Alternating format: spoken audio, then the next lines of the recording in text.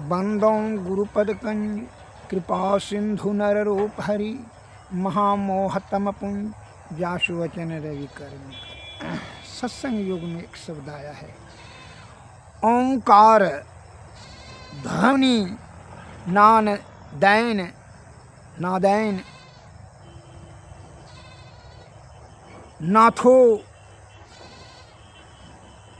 सहरन अंतिकम निरा अवलंबम समुद्दिश्य यत्र नादो लयम गतः।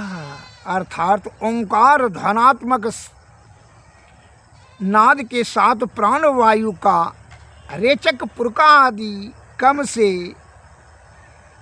विशेष ब्रह्म को उद्देश्य करके जहाँ ओंकार ध्वनि मन नाद का लय होता है वहीं विष्णु का परम पद है। अर्थात विष्णु का पद जहाँ मन की ज्योति रहता है वहीं विष्णु का पद है। उसमें मन लय जब हो जाता है वह ज्योति में तो वहाँ से विष्णु पद की प्राप्ति होती है अर्थात हरि का प्राप्ति होती है। अतः इसको युक्ति जानने के लिए सर्वप्रथम आप उस ज्योति में जाने के लिए सूरत को क्या करें, भ्रिकुटी के मध्य में जो बिंदु है उसी के ऊपर से सुषुम्ना नाड़ी होकर के ऊपर की ओर बढ़ावें, तभी ना यह मंत्र यह ज्ञान यह युक्ति कौन बताएंगे, सदगुरु के ही। इसलिए सदगुरु का स्तुति करें और निष्कपट निश्चल होकर के सुदीक्षित आत्मा से पूर्ण आस्था और विश्वास करके के उनका क्या करें, स्तुति करें। तब उनकी कृपा से आपका क्या होगा, आपका युक्ति जो है कल्याण होगा। उनके युक्ति के बताए अनुसार से अमल करेंगे तभी जो है परम पद की प्राप्ति होती है। अन्यथा माया के चक्कर में फंस करके आप विषया आसक्त हो जाएंगे। यह गुण ज्ञान प्राप्त करने के लिए युक्ति जानने के लिए क्या हो, कोई भी यदि अगर आपको हवाई जहाज दे दिया जाए और आप चलाने के लिए जानबे नहीं करते उससे कोई लाभ नहीं। मोटरसाइकिल दे दिया जाए कहे कि बेटा चले जाओ तू दिल्ली, उस चलाने के लिए जानबे नहीं करते तो कैसे चले जाएंगे।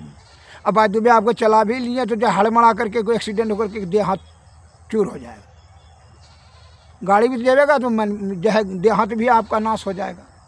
अतः यही विषया आसक्त के मन के कारण से जो कि उसका गति हमेशा नीचे की ओर है, विषय की ओर है, उसी के अनुसार से आप अपना जो है आयु को नष्ट कर देते हैं। उसके कारण से 84 लाख योनि में परिभ्रमण करना पड़ता है। अनादिकाल से यह जीवात्मा को भीषण कष्ट सहना पड़ता है।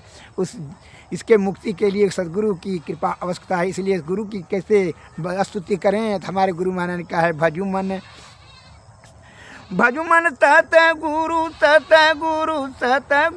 जी, भजुमन सत गुरु जी, जी भचतावन हम सवारन भव भैटौरन सतगुरु जी, भजुमन सतगुरु जी, ब्रह्मतम नौसन ज्ञान प्रकाशन हृदय विगासन सतगुरु जी, भजमन सतगुरु जी, आत्म अनात्म विचार बुझावन परम सोहावन सतगुरु जी, भजमन सतगुरु जी, सगुण अगुण ही अनात्म बतावन, सगुण अगुण ही अनात्म बतावन, पार अनात्म कह सतगुरु जी, भजमन सतगुरु जी, मलयानात्म ते सूरत छुड़ावन द्वैत मिटावन सतगुरु जी, भजमन सतगुरु जी, भजमन पिंड ब्रह्मांड के भेद बतावन सूरत छुड़ावन सतगुरु जी, भजमन सतगुरु जी, गुरु सेवा गुरु सेवा सत्संग दृढ़वन पाप निषेधन सतगुरु जी भज मन सतगुरु सतगुरु सतगुरु जी सूरत शब्द मार्ग दर्शावन संकट टौरन सतगुरु जी भज मन सतगुरु सतगुरु सतगुरु जी ज्ञान विराग विवेक के दाता अनहद राता सतगुरु जी भज मन सतगुरु सतगुरु सतगुरु जी अविरल भक्ति विशुद्ध के दानी अविरल भक्ति विशुद्ध के दानी परम विज्ञानी सतगुरु जी भज मन सतगुरु सतगुरु सतगुरु जी प्रेम दान दो प्रेम के दाता पदराता रहे सतगुरु जी भज मन सतगुरु सतगुरु सतगुरु जी निर्मल जुग कर जोड़ी के बिनवहूँ निर्मल जुग कर जोड़ी के बिनवहूँ घटपट खोलिए सतगुरु जी भज मन सतगुरु सतगुरु सतगुरु जी भज मन सतगुरु सतगुरु सतगुरु जी। अरे निर्मल शुद्ध चित्त आत्मा रखो तो वहाँ शुद्ध चित्त का वास होगा। अगर तुम्हारा हृदय ही अपवित्र हो जाएगा दूषित हो जाएगा तो गंदे चीज़ न वहाँ बैठेगा जी। कूड़ा के ढेर पर क्या रखते हैं फूल रखते हैं गुलाब का चमेली का बेली का वो तो पवित्र स्थान में नहीं रखा जाता है। इसलिए हृदय अगर गंदे छल कपट परपंच लोभ मोह मद अहंकार तृष्णा काम वासना ये सब रहेगा तो क्या रहेगा वहाँ सत्संग भजन भेदभाव होगा धर्म का कथा आपको अच्छा लगेगा कदापि नहीं लग सकता है। क्या है पहले तो दूषित स्थान कर दिए हैं इसलिए शुद्ध चित्त आत्मा में शुद्ध चीज का वास होता है। अतः किसी भी विचार शक्ति को शुद्ध रखें भाव को शुद्ध रखें कर्म कर से कर्म करहीं विधि नाना और चित्त राखो जहाँ कृपा निधाना। शुद्ध चित्त आत्मा से किया गया कर्म आपका धर्म हो जाएगा और अपवित्र आत्मा से किया गया सुकर्म भी कुकर्म हो जाएगा। ध्यान रखिएगा इस बात को। इसलिए जो भी कार्य करे शुद्ध चित्त आत्मा से दृढ़ता पूर्वक अर्थात शुद्ध ज्ञान से छल कपट नहीं होना चाहिए। छल उसका परिणाम जो सही आशा रखते हैं या आपकी भारी भूल होगा। एक मैं विचार शक्ति के ऊपर एक कथा मैं बता रहा हूँ जरा ध्यान सुने। एक यात्री जो है कहीं जा रहे थे भीषण जेठ बैसाख का दिन था भीषण गर्मी था। वह एक वृक्ष के निकट में ठहर गया। वह कल्प वृक्ष था। उसने कल्पना किया अपने विचार में लाया कि अगर यदि पानी मिल जाता तो बड़ा बढ़िया। जेठ बैसाख का दिन था धूप था तो भाई पानी तुरंत मिल गया। क्या कल्पना करते हुए कल्प वृक्ष के निकट में था उसको लेकिन इस बात का ज्ञान नहीं था कि यह कल्प वृक्ष है यह संसार कल्प वृक्ष है। जो इच्छा धरहि मन माही अब प्रभु प्रसाद कछु दुर्लभ नाही। तुम इच्छा ही तुम्हारा गलत है। रूप रस गंध शब्द स्पर्श ये सब के पीछे तू भागता है मृग तृष्णा के भांति। उसका क्या होता है दुर्गति के तरफ चला जाता है। जीवात्मा को दुर्गति के तरफ धकेल देता है। 84 लाख योनि में विषय या आसक्त होकर के विषय नहीं छूटता है तो तुम नाना प्रकार का तर्क दे करके जो सत्संग मत में है सद्बुद्धि जो संत महात्मा लोग हैं उन्हीं को जो है तुम उपेक्षा करता है उनका अपमान करता है अवमानना करता है और बड़ा कठोर शब्द से उनका अपमान करता है। तो बड़ा अपने मन में बड़ा कुबुद्धि पाल कर रखे हो।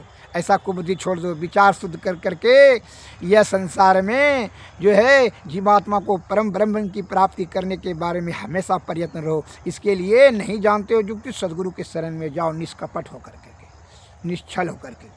बहुत धन जमा कर लेने से बहुत बेटा बेटी जन्मा देने से बहुत मकान दुकान जगह जमीन जायदाद सोना चांदी जमा कर देने से तुम सुखी नहीं हो गए। क्या तुम यहाँ रहोगे अभी सुहां सटक जाएगा सब तुम्हारा सब लटक जाएगा सब विषय तुम्हारा लटक जाएगा। और विषय रूपी जो है जब जब चिंतन रहेगा तो मरने के समय में तो फिर जो है 84 लाख जो उल्टा टेंगरी जा करके नो मैन हाँ लटकना मलमूत्र के बीच कुंड में। ये तुम्हारी रोग शोक और संताप रूप रस गंध शब्द विषय माया मोह लोभ काम काम क्रोध मद लोभ ईर्षा मत्सर ये सबके फेर में तू भटकते रहना। बुढ़ापा आएगा, रोग होगा, शोक होगा, संताप होगा, दुख छाती पीटते जाना कि हाय हमको इतना दुख होता है, इतना दुख होता है। निवारण करने के बारे में सोचो। इसलिए शुद्ध चित्त आत्मा से सत्संग ध्यान भजन करें, सदगुरु के शरण में जाएं। मैं यात्री का वह कथा पूरा कर देता हूँ। यह यात्री कल्पना कल्प वृक्ष के निकट बैठ गया था। उसने कल्पना किया कि पानी होता तो बड़ा आनंद मिलता। तुरंत पानी आ गया, पी लिया। कहा कि जब भोजन रहता तो बड़ा बढ़िया रहता है, तो भूख जब तुरंत बढ़िया भोजन आ गया। अब कहा कि अगर उसको आलस लगने लगा, अगर गलीचा होता नींद तो पूरा कर लेते हैं, बस गलीचा तुरंत आ गया। उसके मन में आ गया, जैसे आया करके हम जो बोलते हैं इसका मतलब ये भूत वाला गाछ है, कहीं भूत तो नहीं आ जाएगा। तो भूत आ गया। कहा ही भूत आ गया तो हमको मार के खा जाएगा। उसको मार के खा गया। अतः उसका विचार शक्ति के अनुसार से ही कार्य सिद्ध होते चला गया। उसी प्रकार यह संसार में शुद्ध इच्छा वाले को ही शुद्ध चीज़ आत्मा जब रहेगा तो शुद्ध ही चीज़ की प्राप्ति होगी। आपको परब्रह्म प्राप्ति करने के बारे में कभी सोचा? आपने तो खूबसूरती, स्त्री, धन, बेटा बेटी, मकान दुकान, शत्रु दमन यही सब करने के बारे में सोचते हैं। तो यही चीज़ के फेर में रहते हैं, वही चीज़ को प्राप्ति होते होते तब तक आयु आपका छिन्न हो जाता है। बस अंतिम समय में छाती पीट पीट करके रोते हैं। कहा हम इतना किए, कुछ नहीं मान रहा है, कोई नहीं मान रहा है, न गाँव ने, समाज ने, परिवार न, स्त्री ने, पुत्र पुत्री कोई नहीं मान रहा है। बस यही रोना से कुछ नहीं होने जाने वाला है। समय तो आपका ख़त्म हो गया। अनमोल यह आयु रूपी अनमोल समय जो है इसको गंवावे न। कहा यह तन कर फल विषय अनुभई,